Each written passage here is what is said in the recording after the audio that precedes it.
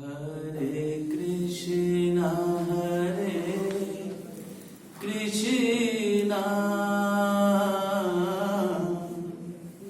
Krishna Krishna, Hare Hare, Hare Rama, Rama Rama, Hare Hare, Hare Krishna, Krishna Krishna, Hare Hare, Hare Rama,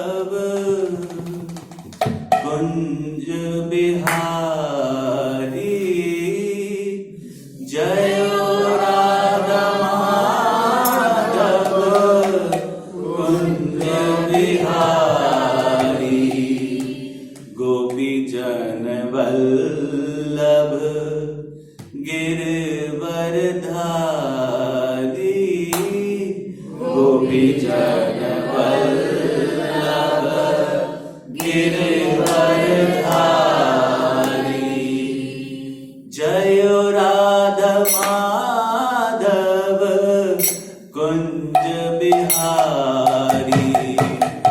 जय राधा माधव कुंज बिहारी।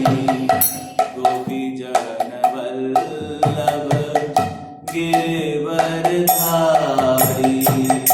गोपी जन वल्लभ गिरिवरधारी। यशोदनंदन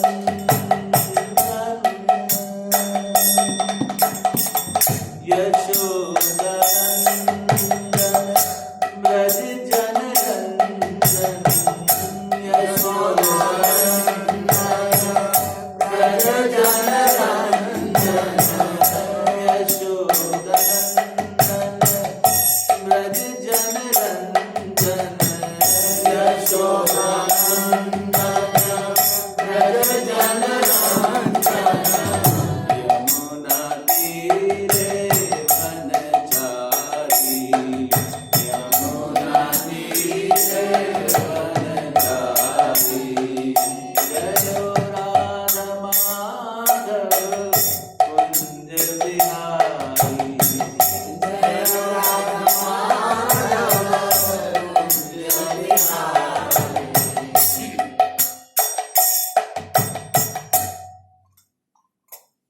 हरे कृष्णा कृष्ण कृष्ण हरे हरे, हरे Ram Ram Ram Hare Hare.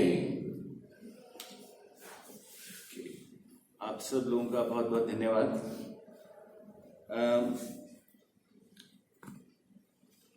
Words मैं actually प्रभु जी को request किया था कि मैं इंग्लिश में क्लास करूंगा, इफ यू डोंट माइंड, क्योंकि जब मैं गुड़गांव में था तब हिंदी में प्रवचन किया करता था।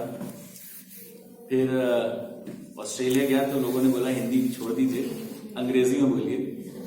तो अब आदत ऐसी पड़ गई है कि वहाँ पे इंग्लिश में बोलता हूँ, तो अभी हिंदी के अगर मुश्किल शब्द आते हैं तो थोड़ी सी प्रोसेसिंग बिकम्स डिफिकल्ट। तो मैं इंग्लिश में करने की कोशिश करूंगा, बट अगर आपको बीच में ऐसा लगेगा कि कोई शब्द मैंने ऐसा यूज किया जो आपको नहीं समझ में आ रहा है, तो आप कृपा करके मुझे वहीं पे रोकें और पूछें। If it is possible, somebody, some Prabhu can translate. Okay. Ashish Mittal translate वो प्रभु लेकिन मैं कोशिश करूंगा इंग्लिश करूँ, मीन्स हिंदी और इंग्लिश मिक्स। इंग्लिश में होगा। हाँ कुछ Mix इंग्लिश हो जाएगा। mix. हाँ, मिक्स करने की कोशिश करूँ। कुछ होगा इंग्लिश में सर। To be translated. चलो है हमारे पास, अगर जरूरत पड़ेगी तो हम ट्रांसलेट कर देंगे। हो सकता है ऐसा जरूरत पड़े। तो हम भागवतम का फर्स्ट कैंटो का फर्स्ट चैप्टर का 10th वर्ड्स, अगर सबके पास मेरी भागवतम या फोन सबके पास है।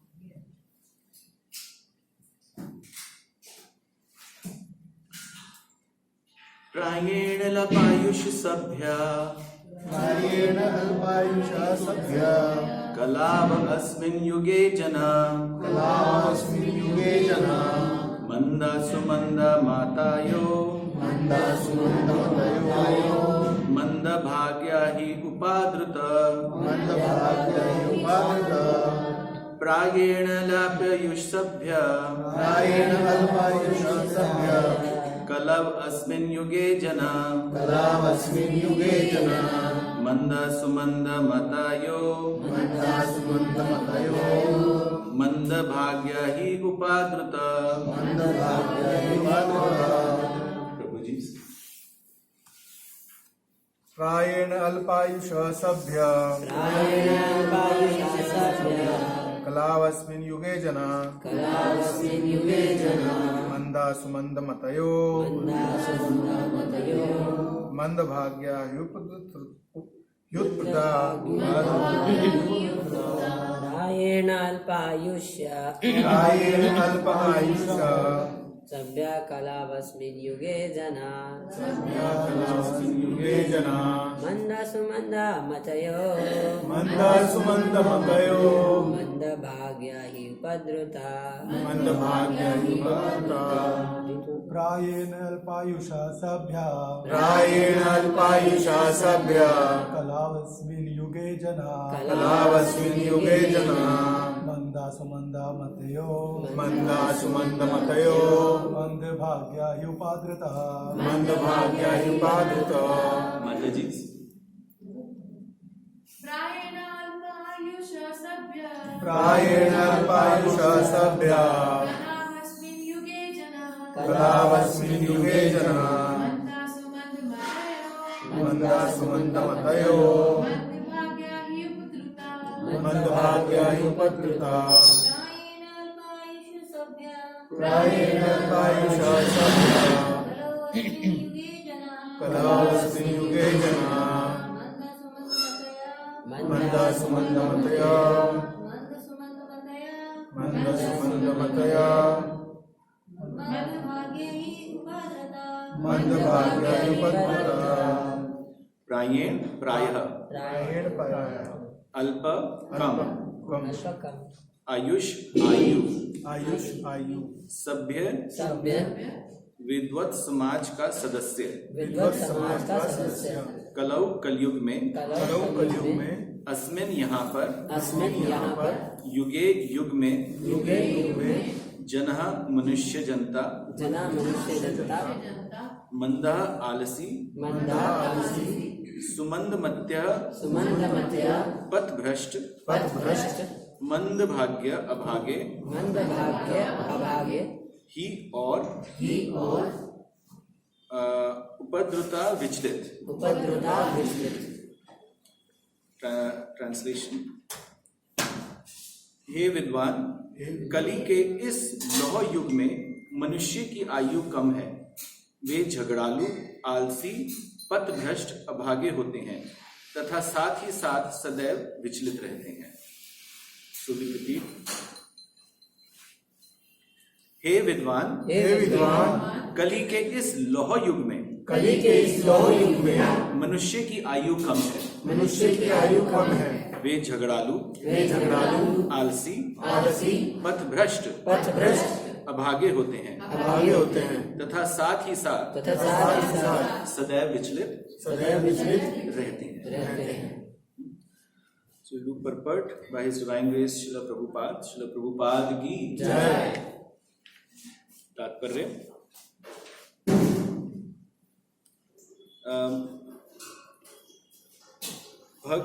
भक्त सामान्य जनों की आध्यात्मिक उन्नति के लिए सदैव चिंतित रहते हैं। जब नैमिषारण्य के मुनियों ने इस कलयुग के मनुष्यों की अवस्था की विश्लेषण किया तो उन्होंने देखा कि उनकी आयु अल्प होगी। कलयुग में आयु अल्प होने का कारण अपर्याप्त आहार नहीं अपितु अनियमित आदतें हैं। आदतों का नियमित करके तथा सदा भोजन करके कोई भी व्यक्ति अपना स्वास्थ्य बनाए रख सकता है।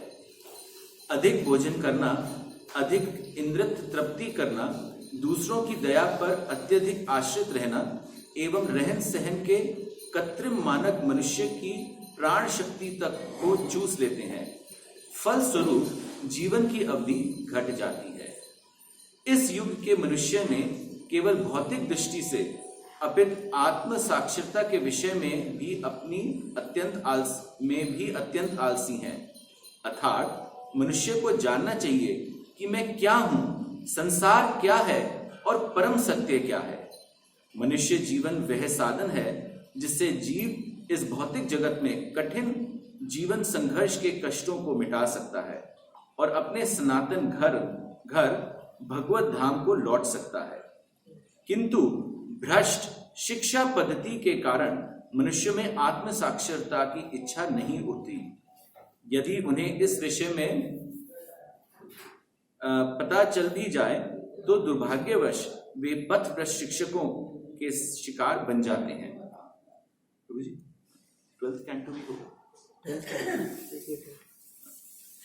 इस युग में मनुष्य ने केवल विभिन्न राजनीतिक वर्गों तथा दलों के शिकार हैं, अपितु विभिन्न प्रकार के इंद्रिय तृप्ति करने वाले आकर्षणों से भी ग्रस्त हैं, जैसे कि सिनेमा, खेलकूद, जुआ, क्लब, संसारी पुस्तकालय, बुरी संगति, धूम्रपान, मदिरापान, छलावा, चोरी, मनमुटाव इत्यादि। अनेकानेक व्यवस्थाओं के कारण उनके मन सदैव विचलित रहते हैं एवं चिंताओं से ग्रस्त रहते हैं। इस युग में अनेक धूर्त मनुष्य अपने अपने धार्मिक पंथ खड़े कर देते हैं, जो किसी शास्त्र पर आधारित नहीं होते। प्रायः ऐसे मनुष्य ही जो इंद्रिय तृप्ति के व्यसनी हैं, ऐसी संस्थाओं के प्रति आकृष्ट होते रहते हैं। फलस्वरूप धर्म के नाम पर अनेक पाप कर्म किए जाते हैं, जिसके कारण मनुष्य को ना तो मानसिक शांति मिल पाती है, ना स्वास्थ्य लाभ हो पाता है। अब छात्र ब्रह्मचारी वर्ग का पालन नहीं किया जाता और गृहस्थ मनुष्य गृहस्थ आश्रम के विधि विधानों का पालन नहीं करते। फलस्वरूप तथाकथ वानप्रस्थ तथा सन्यासी जो ऐसे गृहस्थ आश्रमों से आते हैं, अपने कठोर पथ से आसानी से विचलित हो जाते हैं। कलयुग में समस्त परिवेश श्रद्धा विहीनता से भरा हुआ है। मनुष्य अब आध्यात्मिक मूल्यों में रुचि नहीं दिखाते। अब तो भौतिक इंद्रिय तृप्ति भी सभ्यता की मानदंड बनी हुई है। ऐसी भौतिक सभ्यता को बनाए रखने हेतु मनुष्य ने जटिल किस्म के राष्ट्रों तथा समुदायों का निर्माण कर लिया है और विभिन्न गुटों में निरंतर प्रत्यक्ष तथा शीत युद्ध की आशंका बनी रहती है। अतएव आज के मानव समाज के विकृत मानदंडों के कारण आध्यात्मिक स्तर को उठा पाना अत्यंत कठिन हो गया है। नैमिषारण्य के ऋषि मुनि पतित आत्माओं को मुक्त करने हेतु उत्सुक हैं। अतएव वे श्रील सूत गोस्वामी से उपचार पूछ रहे हैं। ओम अज्ञानम तिमिरन्धस्य जनार्दन शलाक्य चक्षुरुन्मिलितं येन तस्मै श्री गुरुवे नमः। श्री चैतन्य मनोभीष्टं स्थापितं येन भूतले स्वयं रूपा कदा मायं ददाति स्वपदान्तिकम्। हे कृष्ण करुणा सिंधु दीनबंधु जगतपते गोपेश गोपिका कांत राधा कांत नमोस्तुते। प्राप्ता कांचना गौरंगी राधा वृंदावनेश्वरी वृषभानुसुते देवी प्रणमामि हरिप्रिये। पांचा काल्पतुभ्यश्च कृपा सिन्धुभ्यैव च पतितानां पावनेभ्यो वैष्णवेभ्यो नमो नमः। श्री कृष्ण चैतन्य प्रभु नित्यानंद श्री अद्वैत गदाधर श्रीवासादि गौर भक्तवृंदा। हरे कृष्णा कृष्णा कृष्णा हरे हरे, हरे राम राम राम हरे हरे। हरे कृष्णा कृष्णा कृष्णा हरे हरे, हरे राम राम राम हरे हरे। हरे कृष्णा कृष्णा कृष्णा हरे हरे, हरे राम राम राम हरे हरे। ओके, भागवतम का एक बहुत सुंदर स्वरूप है और वो ये है कि मैं हिंदी में भी मोबाइल से पढ़ना थोड़ी समस्या, मैं अंग्रेजी में पढ़ देता हूँ।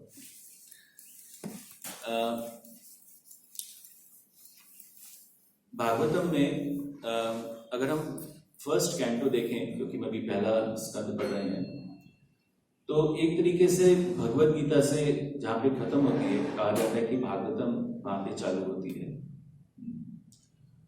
और द्वापर युग खत्म हो गया है, कलयुग चालू हो गया है। तो एक तरीके से देखा जाए तो ये एक लड़ी की तरह पिरोई गई है। जैसे ही भगवान ये कहते हैं सर्वधर्मान् परित्यज्य मामेकं शरणं व्रज, और उसी के बाद कलयुग चालू हो जाता है। तो फर्स्ट कैंटो में यहाँ पे समझाया जा रहा है कि कलयुग के सिम्टम्स क्या हैं, कलयुग की में क्या क्या होता है। और सूत गोस्वामी जब ये पहले कैंटो में ये बात फर्स्ट चैप्टर में समझा रहे हैं, तो सेम बात चालू होती है अंत में 12वें स्कंद में भी, 12वें कैंटो में भी। और जितना भी हमने प्रभुपाद जी ने चीजें बोली वो एक समरी में बोली, जो सारे कलयुग के जो फीचर्स हैं, विशेषताएं तो नहीं बोलूंगा, अवगुण है, वो सारा 12वें कैंटो में अच्छी तरीके से एक्सप्लेन किया गया है।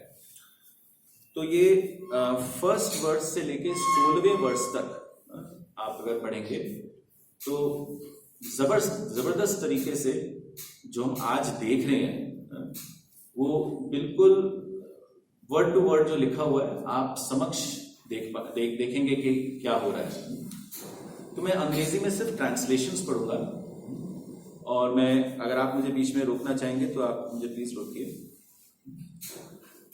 Shukdev Goswami said, "Then, O king, religion, truthfulness, cleanliness, tolerance, mercy, duration of life, physical strength, and memory will all diminish day by day because of the powerful influence of the age of Kali."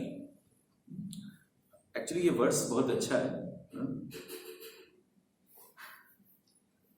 Reference 12वां स्कंद नहीं, verse canto को स्कंद ही बोलेंगे, canto उसका chapter chapter को क्या बोलेंगे हिंदी में? अध्याय। Right, now I remember. So 12वां स्कंद, दूसरा चैप्टर, अध्याय, और पहले वर्स से ही हिंदी ट्रांसलेशन पढ़ो। एक्चुअली हाँ, हिंदी ट्रांसलेशन आप पढ़िए, मैं सिर्फ ये श्लोक बोल देता हूँ, फिर आप 1 से लेके 16 तक भगाइए मतलब धीरे धीरे बोलिए। तातश्चानुदिनं धर्मा सत्यम शौचम कस्मद्याय कलेन बलिन राजन नानक्षतै आयुर्बलम स्मृति। सो यहाँ पे भगवान, यहाँ पे सूत गोस्वामी कह रहे हैं कि इस कलयुग में ना तो सत्य रहेगा, सत्यम, शौचम, जो हमारी क्लेनलीनेस है वो भी खत्म हो जाएगी। एंड हम इसको डिस्कस करेंगे कि कैसे। क्षमा और दया, हमारी जो क्षमा की प्रक्रिया है, जब कोई गलती करता है तो वो भी खत्म हो जाता है, हरि बोल। और क्षमा, दया, बलम, और हमारा जो बल है वो भी खत्म हो गया है। तो इस तरीके से हम देखते हैं कि किस तरीके से कलयुग में सब कुछ नीचे ही जाता जा रहा है। आशीष को आप पढ़ना चाहते पहला श्लोक। सुखदेव गोस्वामी ने कहा, हे राजा, तब कलयुग के प्रबल प्रभाव से धर्म, सत्य, पवित्रता, क्षमा, दया, आयु, शारीरिक बल तथा स्मरण शक्ति दिन प्रतिदिन घटते जाएंगे। दूसरा श्लोक।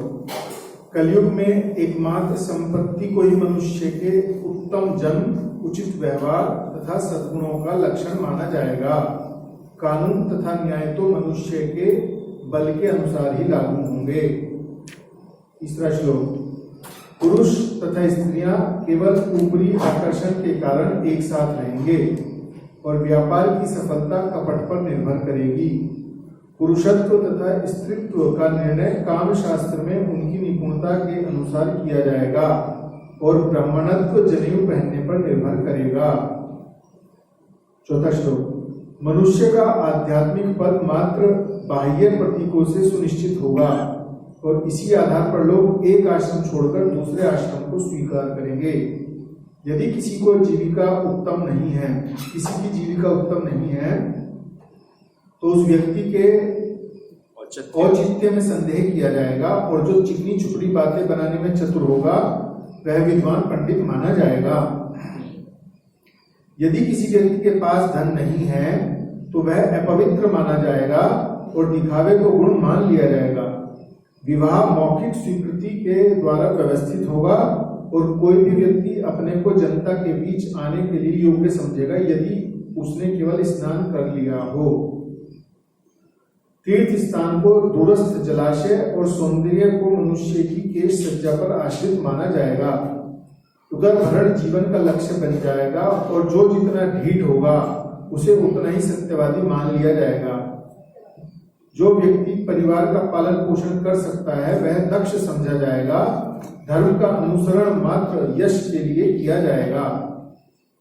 इस प्रकार ज्यों-ज्यों पृथ्वी भ्रष्ट जनता से भरती जाएगी त्यों-त्यों समस्त वर्णों में से जो अपने को सबसे बलवान दिखला सकेगा वह राजनीतिक शक्ति प्राप्त करेगा। जनता ऐसे लोभी तथा निष्ठुर शासकों द्वारा जिनका आचरण सामान्य चोरों जैसा होगा अपनी पत्नियां तथा संपत्ति छीन लिए जाने पर पर्वतों तथा जंगलों में भाग जाएगी। अकाल तथा अत्यधिक कर्ज से सताए हुए लोग पत्तियां, जड़ें, मांस, जंगली शहद, फल, फूल तथा बीज खाने के लिए बाध्य होंगे। सूखे से पीड़ित होकर वे पूर्णतया विनष्ट हो जाएंगे। जनता को शीत, वात, तपन, वर्षा तथा हिम से अत्यधिक कष्ट उठाना पड़ेगा। लोग आपसी झगड़ों, भूख, प्यास, रोग तथा अत्यधिक चिंता से भी पीड़ित होते रहेंगे। कलयुग के मनुष्यों की अधिकतम आयु 50 वर्ष हो जाएगी। कलयुग समाप्त होने तक सभी प्राणियों के शरीर आकार में अत्यंत छोटे हो जाएंगे तथा वर्णाश्रम मानने वालों के धार्मिक सिद्धांत विनष्ट हो जाएंगे। मानव समाज वेद पथ को पूरी तरह भूल जाएगा और तथाकथित धर्म प्राय नास्तिक होंगे। राजे प्राय चोर हो जाएंगे। लोगों का पेशा चोरी करना, झूठ बोलना तथा व्यर्थ हिंसा करना हो जाएगा और सारे सामाजिक वर्ण शूद्रों के स्तर तक नीचे गिर जाएंगे। गौवें बकरियां जैसी होंगी। आश्रम संसारी घरों के से भिन्न नहीं होंगे तथा पारिवारिक संबंध तात्कालिक विवाह बंधन से आगे नहीं जाएंगे। अधिकांश वृक्ष तथा जड़ी बूटियां छोटी होंगी और सारे वृक्ष बोने शमी वृक्षों जैसे प्रतीत होंगे। बादल बिजली से भरे होंगे। घर पवित्रता से रहित तथा सारे मनुष्य गधों जैसे हो जाएंगे। उस समय भगवान पृथ्वी पर प्रकट होंगे। वे शुद्ध सतोगुण की शक्ति से कर्म करते हुए शाश्वत धर्म की रक्षा करेंगे। श्रील प्रभुपाद की। तो सबसे पहले मैं आप सब भक्तजनों का धन्यवाद करना चाहता हूँ कि आपने मुझे आमंत्रित किया और भागवतम के बारे में बोलने के लिए मौका दिया। मैं ये कह सकता हूँ बड़े ही विश्वास से कि आप सबको देखते ही मुझे लग रहा है कि मुझे बड़ा संकोच हो रहा है, क्योंकि मुझे लगता है कि आप सब लोग ज्ञान और भक्ति में मेरे से तो 100% बहुत आगे होंगे। कुछ आप लोगों को मैं जानता हूँ। अभी भी ऋषिकेश प्रभु का आगमन हुआ तो मुझे शर्म आ गई कि प्रभु जी जब मैं गुड़गांव में हुआ करता था तो हम प्रभु जी के इतने प्रवचन सुना करते थे। तो आशीष प्रभु को इतने टाइम से मैं जानता हूँ और किस तरीके से वो संलग्न रहे हैं भक्ति में अच्युत हरि प्रभु के साथ और असित प्रभु के साथ। मुझे अभी तक याद है कितनी भागा दौड़ी आप किया करते थे क्षितिज प्रभु। तो आप सब लोग वाकई भगवान के प्रति इतने समर्पण है कि मुझे भी इंस्पिरेशन मिलती है कि आप लोग रोज सुबह या फिर वीकेंड में जो भागवतम में आते हैं, सो वंडरफुल। तो अगर मेरे से कोई गलती हो जाए तो प्लीज मुझे क्षमा करिएगा। अगर हम जो हमने अभी 12वें स्कंद में पढ़ा कि कलयुग की अवगुण क्या क्या है, सब कुछ शनह कम होता जा रहा है। आयु कम हो रही है, बल कम हो रहा है, स्मृति कम हो रही है। जो हमारा सत्यम है, सत्य जो इंसान बोलता था पहले, इसी तरह सत्यवादी हरिश्चंद्र का नाम लिया जाता था। आजकल तो सत्य की मतलब सत्य तो कहीं रहा ही नहीं है। ये सोचा जाता है कि कैसे हम इंसान को लूटें, और जो लूटता है वो सबसे अच्छा इंसान है। जिसके पास पैसा है वो सबसे अच्छा है। शौचम अगर आप मैं मेलबर्न में रहता हूँ ऑस्ट्रेलिया में, तो मैं आपको बताऊंगा कि आजकल घर ऐसे बनने लग गए हैं I don't know about India, कई बार आप ऐसे घर देखेंगे कि आप घर जाएंगे तो सबसे पहले टॉयलेट आपको सामने दिखेगा। प्रसाधन गृह बोलते हैं शायद हिंदी में, प्रसाधन गृह, शौचालय बोलते हैं। प्रसाधन का मतलब क्या होता है? प्रसाधन गृह भी बोलते हैं। कुछ याद आ रहा है इंडिकेशन। तो अगर हम इसको आर्किटेक्चर पर्सपेक्टिव से देखें या किसी पर्सपेक्टिव से भी देखें, अगर आप घर में एंट्री करते ही अगर आपको टॉयलेट मिले या शौचालय मिले तो इसको बड़ा ही इनऑस्पिशियस माना जाता है। अगर आप लें पर्सपेक्टिव से कि बल के पर्सपेक्टिव से, भीष्म पितामह के भीम के बारे में कहा जाता था कि उसके पास 10,000 हाथियों का बल है, 10,000। और आजकल बल बढ़ाने के लिए हमें जिम जाना पड़ता है। पहले लोगों के अंदर कोई जिम नहीं जाता था, मतलब कोई ऐसे बने नहीं रहते थे, तो उनकी नेचुरली वो काफी बलिष्ठ हुआ करते थे। स्मृति,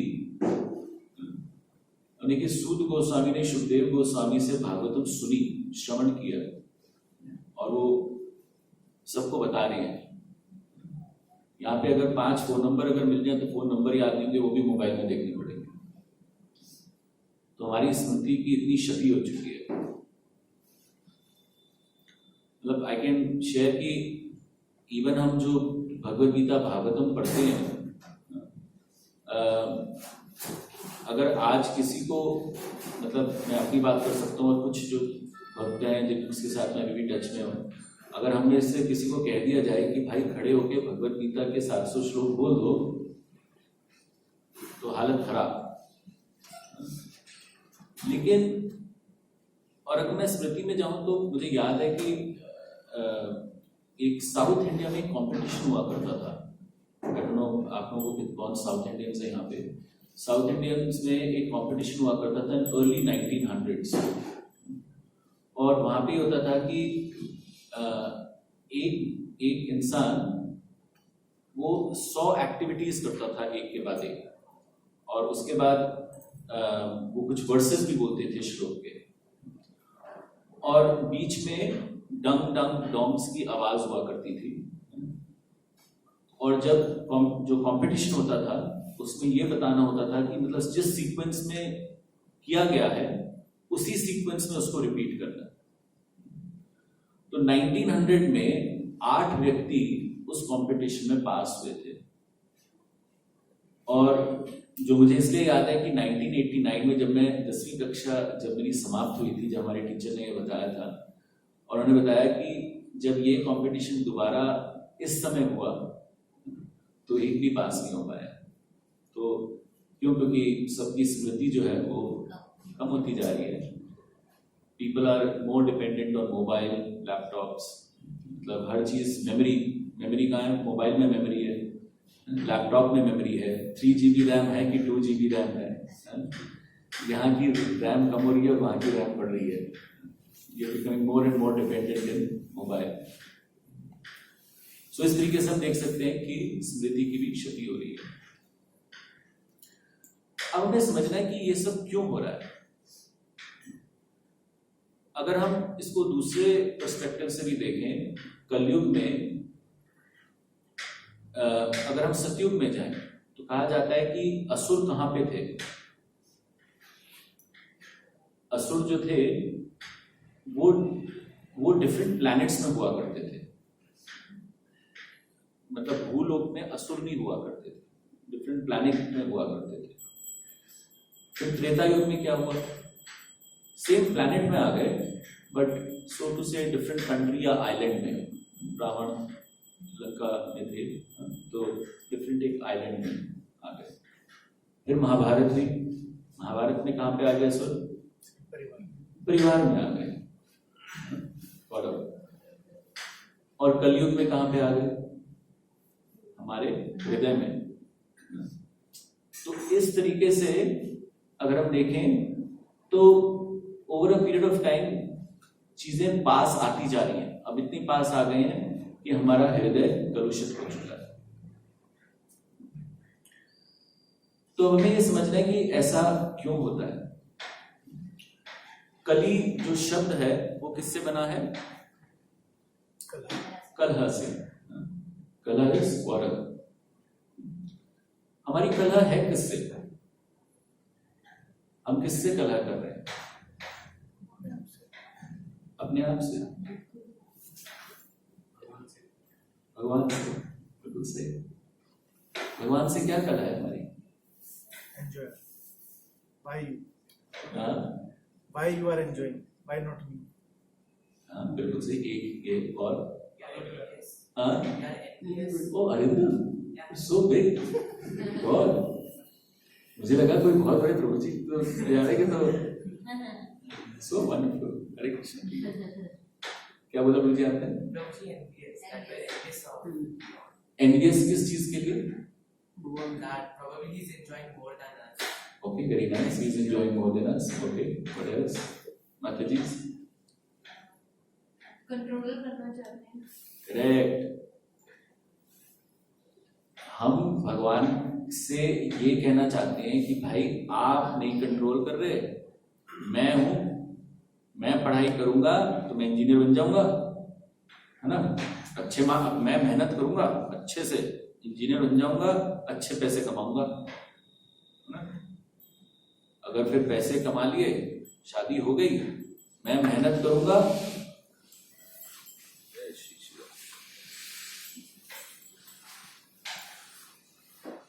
मैं पैसे कमाऊंगा तो मैं घर खरीदूंगा। कहां पे खरीदूंगा मैं बताऊंगा अपनी बीवी को, बच्चों को। और बच्चे जो एक्चुअली भगवान हमें देते हैं कि हम उनकी केयर करें, हम उनको भी अपनी प्रॉपर्टी समझ लेते हैं कि मेरा बच्चा ये बनेगा। कई तो मैंने ऐसे व्यक्ति देखे हैं, अपने माता पिता कहूंगा उनको, जिनके बच्चे हैं, कि वो उनका ध्येय होता है कि हम बच्चे इसलिए पैदा करें कि जब हम बूढ़े हो जाएं तो वो हमारी सेवा कर सकें। मतलब आप ये सोचिए, मतलब अगर हम शास्त्र पर्सपेक्टिव से देखें कि कितना माइंड गिर चुका है। मतलब कितना जो एक माँ और बच्चे और माता पिता और बच्चे का जो एक सबसे प्योर रिलेशनशिप है, पावर पुनीत, उसके अंदर भी स्वार्थ आ गया है कि मैं इसलिए जन्म दे रहा हूं कि वो मेरी सेवा करे। बच्चे का धर्म है माँ पिता का सेवा करना, वो एक अलग बात है। लेकिन इस कॉन्शियसनेस से बच्चे को जन्म देना या इस कॉन्शियसनेस से बच्चे को पालना, कि जब मैं बूढ़ा हो जाऊंगा तब वो मेरी सेवा करेगा, तब ये एक कलयुग की बड़ी जबरदस्त प्रॉब्लम है। तो अगर हम तो कलयुग में बेसिकली हमने ये बोला कि एक तो हमारी कलह है भगवान से। क्यों? अरिंदम माता जी ने बताया कि हम ये दिखाना चाहते हैं कि हम कंट्रोलर हैं। दूसरा, अरिंदम प्रभु और आशीष प्रभु ने ये बताया कि हमारी डिजायर्स हैं, हमारी अटैच्ड है। तो हम इसको एक स्टेप पीछे लेते हैं कि हम क्यों ऐसा सोचते हैं कि हम डूअर हैं, हम कंट्रोलर हैं, भगवान नहीं है। हम ऐसा क्यों सोचते हैं? आपको क्या लगता है? सॉरी, मैं थोड़ा सा इंटरेक्टिव कर रहा हूँ जिससे कि मेरा भी श्रवण हो, मुझे आप लोगों से सीखने को मिले। तो I hope you are mind. तो ऐसा क्यों है कि हम ऐसा सोचते हैं कि हम कंट्रोलर हैं? क्योंकि भगवान अगर सच्चिदानंद स्वरूप है तो आत्मा का भी स्वरूप वैसा ही है। तो एक्चुअली हम आत्मा है तो हमारे में वो भगवान जैसी क्वालिटीज है। हाँ, तो लेकिन हमारे पास तो है, लेकिन हम तो खुद कंट्रोलर बन गए ना। हम भगवान को तो कंट्रोलर मान नहीं रहे। ऐसा क्यों है? मैं कहना चाहती हूँ क्योंकि भगवान कंट्रोलर है। हाँ, तो भगवान का एक गुण है कंट्रोल करना, तो चूंकि हम भगवान के हिस्से हैं, अच्छा, तो हमारे अंदर भी वो गुण है। ओके, आत्मा में भी वो गुण है। Okay, very good point, very good point. Okay, और क्या रीजन है? Shirish, We have forgotten the original form that we are servant of God. very nice. बहुत जबरदस्त, बिल्कुल सही. We have forgotten that we are servant. Why we have forgotten? Why we have forgotten that we are the servants of the Lord? देहात्म बुद्धि, हाँ, bodily consciousness. Perfect. क्योंकि हम ये सोचते हैं कि हम बॉडी हैं. We are not soul, we are body. That's the ये एक मूल रूप बात है. जब हमें ये पता लग जाएगा, जब हमें ये है कि हम आत्मा है ही नहीं, हम शरीर हैं, तो शरीर, अगर हम शरीर के स्तर पर रहेंगे तो शरीर को भोगेंगे. आत्म साक्षरता नहीं है आत्मा के प्रति और परमात्मा के प्रति, तो वो कंट्रोलर कैसे बनेगा? जब हम ये सोच रहे हैं कि हम सिर्फ शरीर हैं, तो शरीर से भोगना है, शरीर को खुश रखना है. और शरीर सिर्फ ये शरीर नहीं, सूक्ष्म शरीर और स्थूल, दो प्रकार के शरीर होते हैं. सही बोला, सटल बॉडी. तो जब तक हम इन दोनों की डिजायर्स को पूरी करते रहेंगे, तब तक ये दिमाग में कभी आ ही नहीं सकता कि कोई और हमें कंट्रोल कर रहा है. वो क्यों है? हर चीज में अगर हम परिप्रश्न ना, अगर हम प्रश्न करेंगे, it will become very easy. वो क्यों है? उसके दो कारण हैं. अविद्या, इग्नोरेंस. पढ़ाई नहीं करेंगे. जैसे अगर एक बच्चे को बोला जाए कि भाई तुम जब भागते हो या तुम जब चलते हो तो गिरते क्यों नहीं हो? मेरा पैर बलिष्ठ है इसलिए मैं नहीं गिरता हूं. लेकिन साइंटिफिक पर्सपेक्टिव से क्या बोला जाएगा? There is something called friction, there is something called resistance. इसलिए आप चल पाते हैं. काइनेटिक एनर्जी, जो भी एक लॉजिकल रीजनिंग हुई. लेकिन बच्चा क्या बोलेगा? मैं. क्योंकि हमें आत्मा का ज्ञान नहीं है और हम शरीर के स्तर पर हैं, तो हमारे अंदर अविद्या है. और दूसरा क्या है?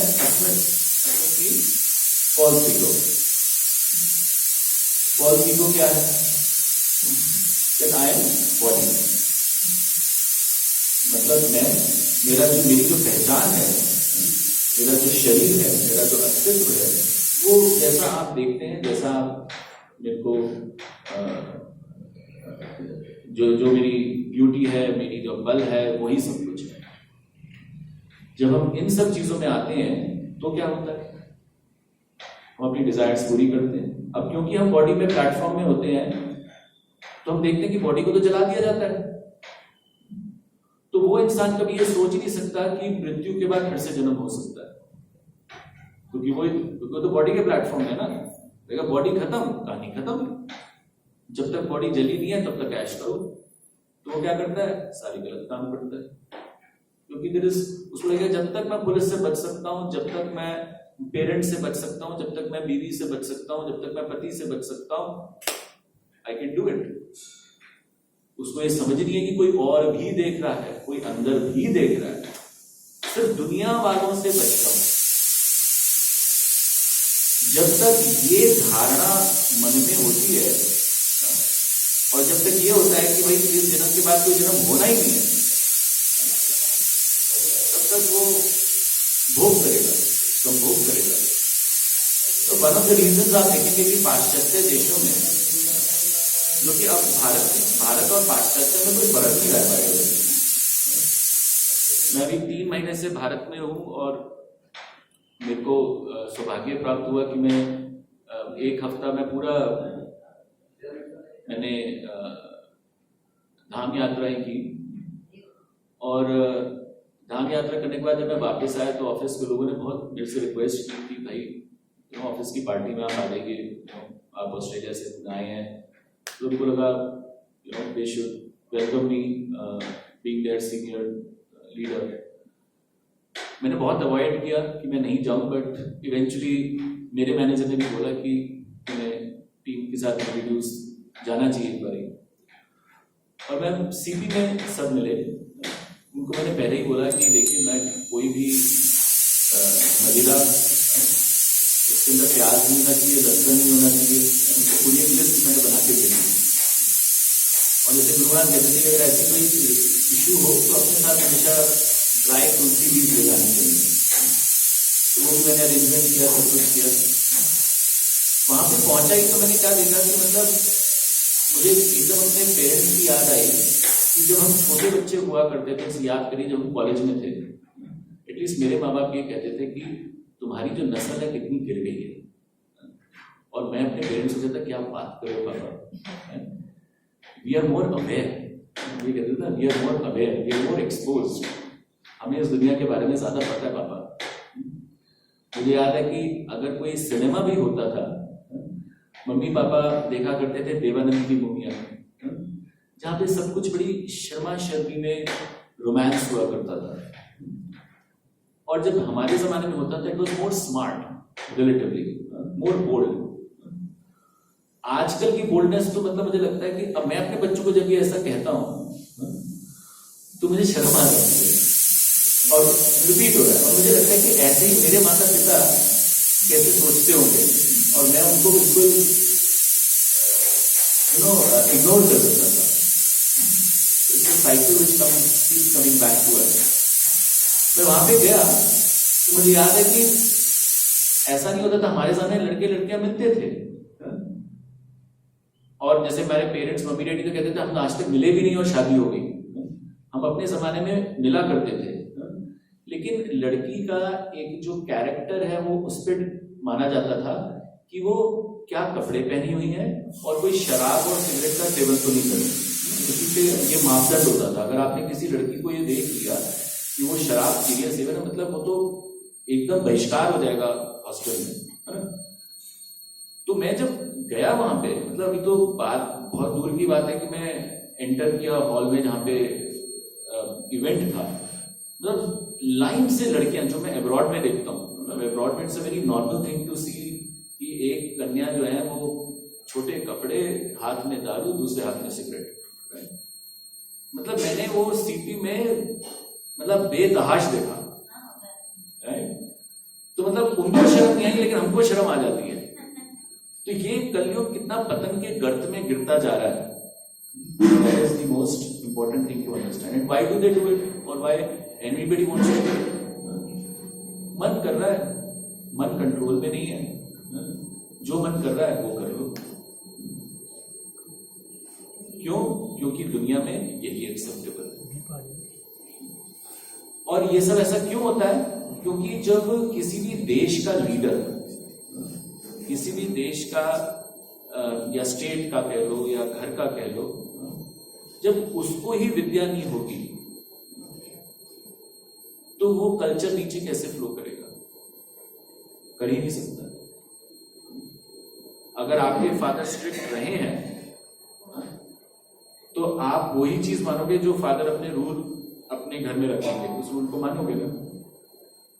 मतलब मुझे आज तक ये समझ में आया प्रभुपाद जी की बुक्स पढ़ने के बाद, मैं कह सकता हूं कि जब सबको पता है कि शराब का सेवन गलत है, सिगरेट के से हृदय को हानि होती है, लंग्स को हानि होती है, तो भाई उसको क्यों बेचा जाता है? आप बेचते भी हो, साथ में लिखते भी हो it's injurious to health, what's the fun in it, right. That means कि लीडर कह रहा है हाँ भाई तू कर ले, तेरी प्रॉब्लम है, मेरे को तो पैसा दे दे, मेरे को पैसे से मतलब है, तू करना है कर ले, नहीं करना है डॉक्टर के पास पैसा तो मैं कैसे भी कमाऊंगा। तो नहीं कमाए तो नहीं लेगा, या तू लेगा, अगर तू लेगा तो मैं तेरे से पैसे कमाऊंगा, नहीं लेगा तो मैं तेरे को एडवर्टाइजमेंट से इंड्यूस करूंगा, मार्केटिंग बढ़ाऊंगा, पैसा कहीं ना कहीं तो स्पेंड होना है। तो आइदर वे आप फंसे। तो this is all how it happens in कलयुग। और ये क्यों होता है? क्योंकि हमारे अंदर अविद्या है। और इसलिए हमें इस मतलब श्रील प्रभुपाद, मतलब देखा जाए तो इतने सारे महानुभाव आए हैं, but Srila Prabhupada is one amazing personality, क्योंकि उनकी ही मर्जी है कि आज हम सब उसको अविद्या कह रहे हैं, नहीं तो 10 या 20 साल पहले you were part of it. 10-20 साल में हम भी ऐसे कहते थे कि भाई तू दारू नहीं पी रहा, मतलब सम प्रॉब्लम विथ यू। आज हम उसको देख के कह सकते हैं कि नहीं, these people are problematic। और अगर हम देखें कि कलयुग कि अगर हम क्षत्रिय और क्षमा के पर्सपेक्टिव से भी देखें, अगर भारत में अगर आपको याद हो पृथ्वीराज चौहान और मोहम्मद गजनी कितनी बार फाइट हुई? 17 बार। 17 बार पृथ्वीराज चौहान ने उसको क्षमा किया और उसकी कलह हुई जयचंद वर्सेस जयचंद था उसका जो फादर हुआ थे, जयचंद से उसकी कलह हुई। क्यों? क्योंकि उसने उसकी बेटी अगवा कर ली संयुक्ता। उसको कृष्ण भगवान ने भी किडनैप किया था, अगवा किया था। तो क्षत्रिय अगर अगवा कर ले तो उसको बुरा नहीं माना जाता हमारे शास्त्रों में। हाँ, भीष्म पितामह ने भी किया था बालिका को। बट एज अ प्रोटेक्टर, मतलब उनका जो भाव और कॉन्शियसनेस होती है, नॉट कि वो हम भोगें, it is more for protector. तो वो उनकी कलह हुई और उस कलह के कारण राज्य थोड़ा वीक हुआ और 18वें टाइम मोहम्मद गजनी ने उसको कंकर कर लिया। लेकिन एक बार भी उसने क्षमा किया, उसको इस बात की शर्म भी नहीं आई, because his whole idea was to conquer and enjoy. तो अगर हम देखें कि अगर तब से लेके अब तक, फिर औरंगजेब आया, उसने क्या किया, ब्रिटिशर्स आए, अब हमारे अपने लोग भी हैं। वो हम अपने लोगों में भी हमारे बीच में कोई क्षमा याचना नहीं है। कैसे? मतलब गुड़गांव में अगर आप न्यूज़पेपर खोलें, किसी ने गाड़ी टच भी कर दी तो गोलियां निकल जाती हैं। आप अगर किसी मतलब कितनी अभद्र सिचुएशन है, जैसे यहाँ पे निर्भय कांड हुआ या इतने सब कांड हुए, आपने लड़की को गलत नजर से देखा, लड़की ने कुछ नहीं कहा तो आप और बोल्ड हो गए।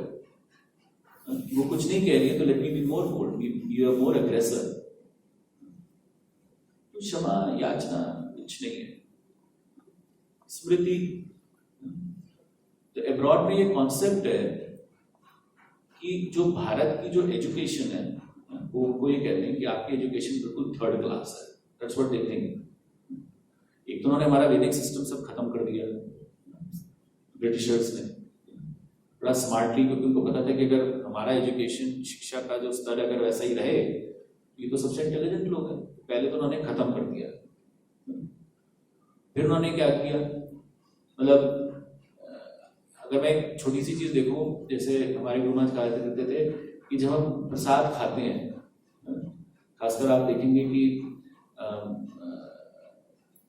जितने भी निम्न स्तर के लोग होते हैं वो तो खाएंगे हाथ से, जो भी एजुकेटेड होंगे वो खाएंगे चम्मच से। तो वह ये कहते कि अगर आपने हाथ से खाना नहीं खाया, प्रसाद नहीं लिया, तो आपने एक्चुअली खाना खाया ही नहीं है, आपने भोजन नहीं किया, रियलिस्टिकली स्पीकिंग। क्यों?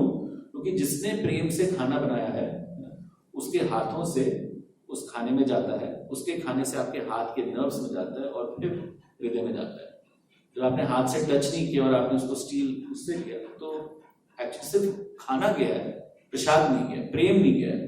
इसलिए आप देखते हो कि कॉन्शियसनेस खत्म हो चुकी है, और इतनी खत्म हो चुकी है कि हमारी जो स्मृति है वो हमारी एजुकेशन को खराब क्यों मानते हैं? क्योंकि कहते हैं आपका जो सारी एजुकेशन सिस्टम है वो इस पे बेस्ड है कि आपको कितना याद है। एनसीईआरटी की बुक्स जो है वो क्या दिखाते हैं भाई, पूरा कोर्स होगा, साल के एंड में आपको लिखना होगा और आपको उल्टी करनी होगी, कितना बच्चे को याद है, कितनी स्मृति है, सारा उस पे है। देखा जाए तो बहुत अच्छा सिस्टम है वैदिक पर्सपेक्टिव से, क्योंकि आपकी मेमोरी को वो इम्प्रूव कर रहा है। अब्रॉड में कहते हैं आपको एग्जाम देना, हम खुली किताब आपको दे देंगे, ठीक है, एकदम खुली हुई है, आप उस नॉलेज को अप्लाई करके बताइए कि आप कर सकते नहीं कर सकते। तो मैं ये नहीं कह रहा हूं कि एप्लीकेशन एस्पेक्ट इज रॉन्ग, लेकिन जब तक आपके अंदर स्मृति नहीं होगी आप उसको अप्लाई कैसे करोगे? जब तक आपको ये याद ही नहीं होगा कि 2 + 20 × 40 is 280, राइट? आप उसको अप्लाई कैसे करोगे जब आप 20 चीजें देखोगे और उसमें 14 से गुना करना होगा कि उसको मल्टीप्लाई करना है? तो पहले स्मृति होनी चाहिए, फिर उसकी एप्लीकेशन होनी चाहिए। इसलिए अगर आप भारत में देखेंगे तो पहले ग्रेजुएशन होती है, फिर पोस्ट ग्रेजुएशन होती है। Post graduation is the application, but graduation तक it is more of a learning. बच्चा जब छोटा होता है उसको याद, अगर हम अपने लाइफ में भी देखेंगे, छोटे बच्चों को पहले याद कराया जाता है, माँ 1 2 3, पहले से एप्लीकेशन तो बाद में आती है ना। तो इन माय व्यू भारत का जो एजुकेशन सिस्टम है इज बेस्ड ऑन द वैदिक वन, बट वेस्टर्न कल्चर का इतना जबरदस्त इन्फ्लुएंस हो गया कलयुग कि स्मृति को तो कहता फेंक दो, just be dependent on computers. यहां तक ये हो गया, मैं अगर अपनी बच्चों की हैंडराइटिंग देता हूं तो मुझे शर्म आ जाती है, क्योंकि हर चीज तो लैपटॉप में होती है, तो मतलब लिखने की आदत खत्म हो चुकी है। मतलब ऐसी गंदी हैंडराइटिंग की मुझे, मतलब मैं सोचता हूँ कि मतलब आप अगर आप स्पेशली बंगालीज की हैंडराइटिंग देखिए, आप प्रभुपाद जी की भी अगर आप देखेंगे, it's so cursive, it's so Gothic तरीके से लिखते थे वो लोग। इवन महात्मा गांधी की अगर आप हैंडराइटिंग देखें, it was very bad initially and he learned, जहाँ तक मुझे याद है। सुभाष चंद्र बोस की was wonderful handwriting, those who know it. तो कलयुग, I lose track of time. Am I? तो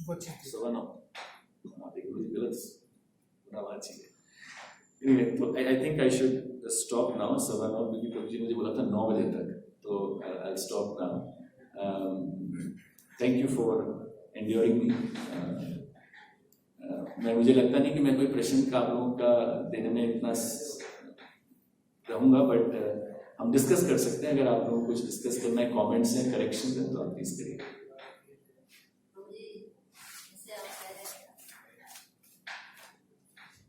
हरे कृष्णा। तो जैसे आप कह रहे थे ना कि सीपी में जैसे रहता, तो ऐसे हम लोग डिस्ट्रीब्यूशन के लिए जा रहे थे, वहाँ पे करते हैं, मतलब वहीं पे हमारा पास में रेजिडेंस है, चावड़ी बाजार, चांदनी चौक, नियरेस्ट, तो वहीं रहते हैं।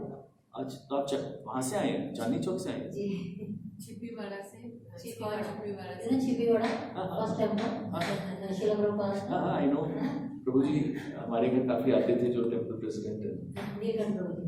हाँ जी। तो जैसे हम लोग वहाँ गए, पेयर्स में बैठे हुए बच्चे, मतलब बहुत छोटे, मैं अभी उनकी शायद मुझे लगता है पढ़ने की उम्र ही थी, मतलब बहुत ही छोटे छोटे लग रहे थे मुझे, तो बच्चे ही लग रहे थे बहुत ज़्यादा। सिगरेट जैसे आपने बताया वो भी था उनके हाथ, मैंने उनको बोला वो लीजिए प्लीज आप, मैंने उनको भगवदगीता तो दिया नहीं, छोटी वाली बुक देने कोई बात है, छोटी वाली बड़ी बोले नहीं अभी हम ये ऐसे दोनों बेचारे हिचकिचा रहे थे मेरे एग्जैक्ट होने के हिसाब से, क्योंकि बुजुर्ग थोड़े से रहते हैं तो थोड़ा सा हिचकिचा रहे थे। मैंने कहा उनको कि मैं कोई बात नहीं, कह नहीं हम नेक्स्ट टाइम लेंगे, मैं कोई बात नहीं मत लो आप सिर्फ थोड़ा सा मंत्र जो मैं ये बोल रही आप सिर्फ एक और ही बोल दीजिए आप।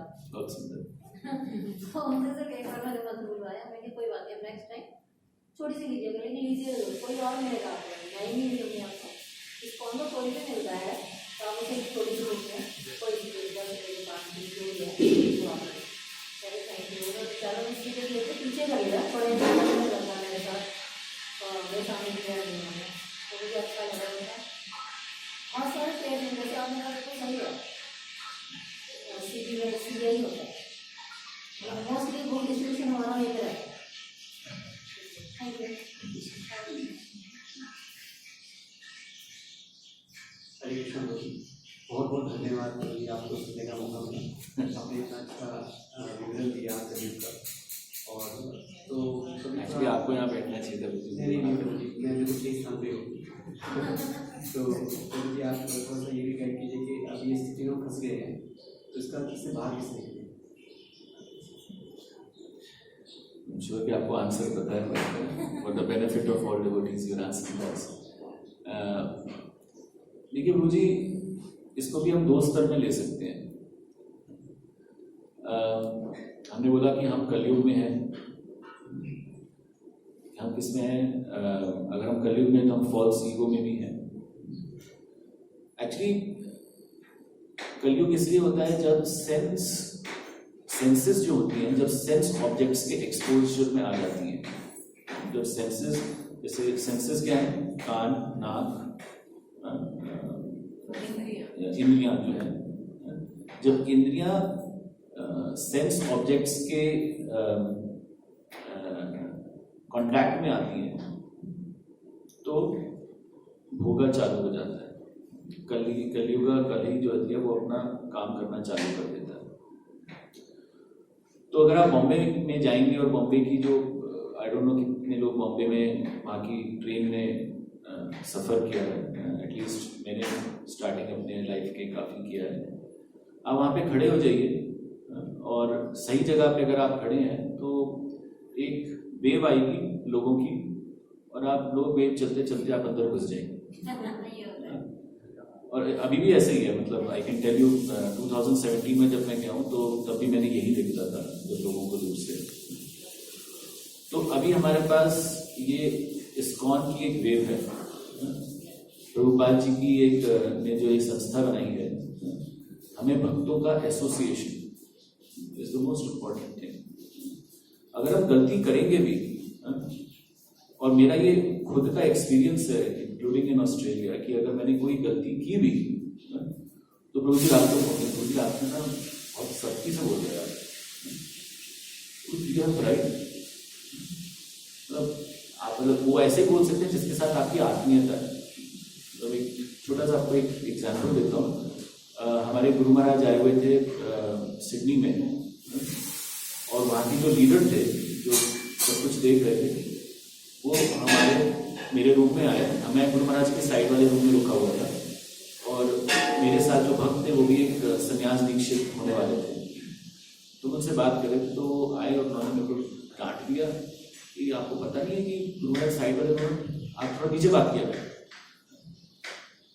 तो एक बार आए, फिर दूसरी बार हम लोग कुछ खाना वाना खा रहे थे, चम्मच गिर गई तो फिर वो डांटने आ गए।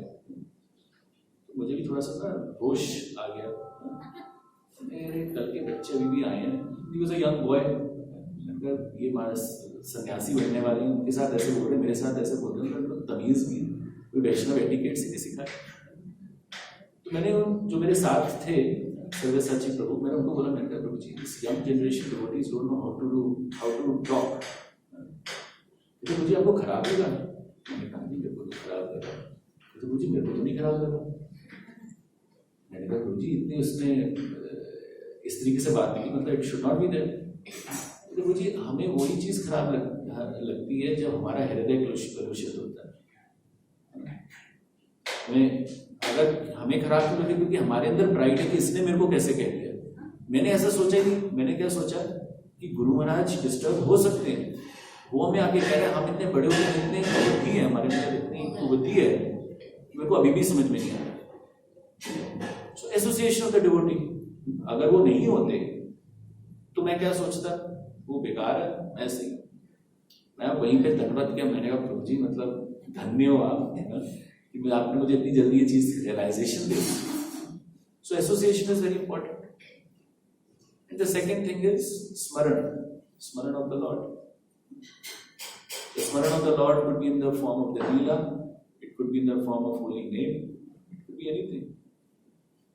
हम चैंटिंग करेंगे तो बहुत अच्छी बात है। कई लोगों को चैंटिंग नहीं हो पाती है ज़्यादा, तो स्टडी करें। प्रभुपाद जी ने बुक्स इसलिए लिखी है कि हम उनकी लीला का स्मरण करें। आप कृष्णा को बार बार पढ़ते रहिए, बार बार पढ़ते रहिए। आई कैन गारंटी आपको कृष्णा से प्यार हो जाएगा। तो 10th कैंटो प्रभुपाद जी ने बोला कि नहीं पढ़ना जब तक 1 to 9 ना हो। प्रभुपाद जी ने फिर भी ट्रिक खेल गए कि तुम 10th कैंटो पढ़ सकते हो in the form of Krishna book. If you just read Krishna book, then I think Kali के प्रहार से हम सब बच सकते हैं। प्रभु जी, मेरी अंडरस्टैंडिंग यही है। चलिए, थैंक यू एवरीवन। ग्रंथराज श्रीमद् भागवतम की जय।